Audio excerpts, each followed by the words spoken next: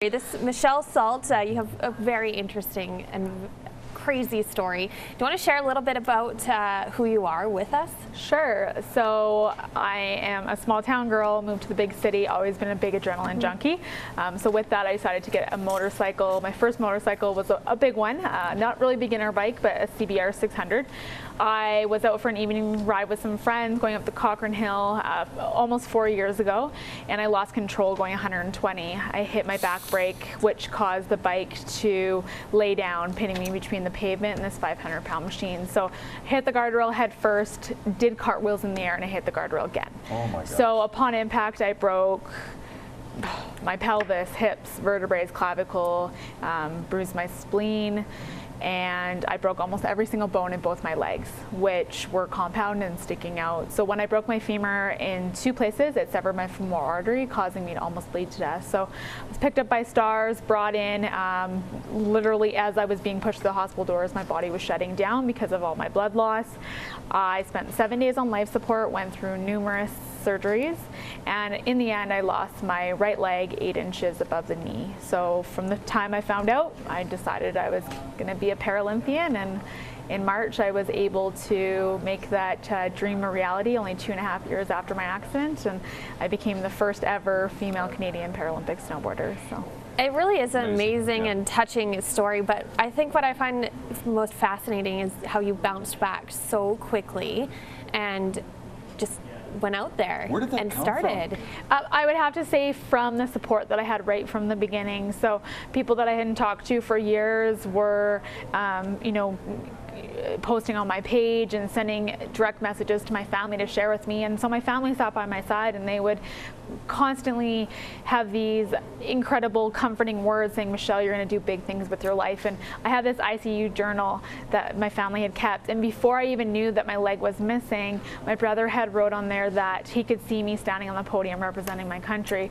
So it was like a vision that my family and my friends had for me that fueled a fire and eventually came to light and became my goal that got me through those really tough days.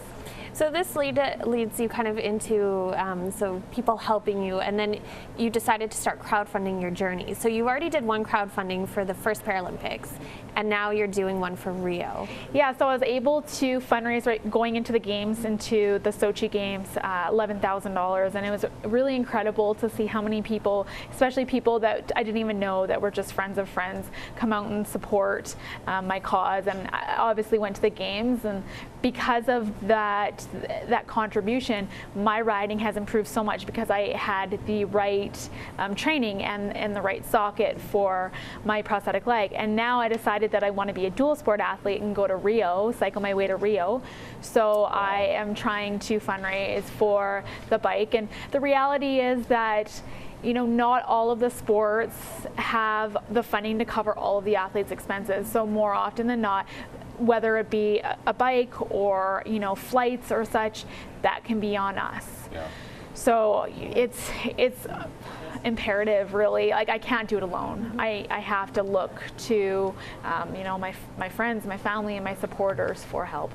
So when you get into crowdfunding and looking for money, how hard is it, or is it quite easy to actually get people to come on board? Well, it's never easy to ask for money. You work hard for your money, and to, you know, put it out there, it's quite difficult. I had to really swallow my pride, especially for the fundraiser going into Sochi.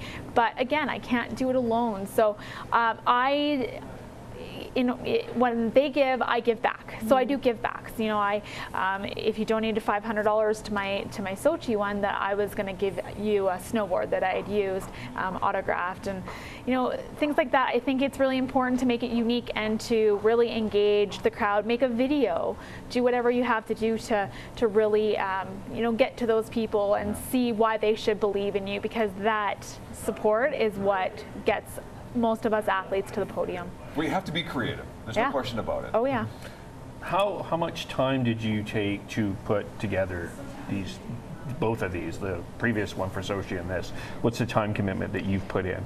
Well, the one going into Sochi, that one I put quite a bit of time. You know, I compiled all of these different pictures. I got interviews from my coach, my cycling coach, my snowboard coach, and then the time that I actually took to do the give backs, like autographed pictures from, you know, my different competitions in Sochi, was, you know, I can't really put a number on it, but it took quite a bit of time, and never once did I think, oh, this is too much work, because I knew that, you know, that was the least I could do for my, you know, for those supporters and those who had donated their hard-earned money. And the reason I'm asking that is I did some research on like some pros and cons, and it really feels like there's a lot of people wanting to do crowdsourcing, crowdfunding for some interesting things, but there's not a lot of thought being put in behind how to do it effectively.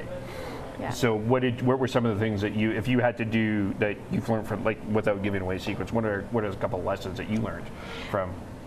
Being very grateful and thanking people, taking the time right away to thank people when they do make a donation, as well, of course, the give backs and the videos. Like, I noticed my Rio fundraiser didn't do quite as well right off the bat than my Sochi fundraiser, because to be honest, I didn't take as much time on my Rio one. Like, I did the video for the Sochi one, and I talked to all my sponsors, and I said, let's all get together and put packages together. So when you spend $250 or when you donate $250, I'll send you like a toque and socks and this and that. Yeah, so it, you know, I think it's just being unique and actually having a good cause too. You know, I saw someone on, I think it was GoFundMe, they were fundraising for a tattoo.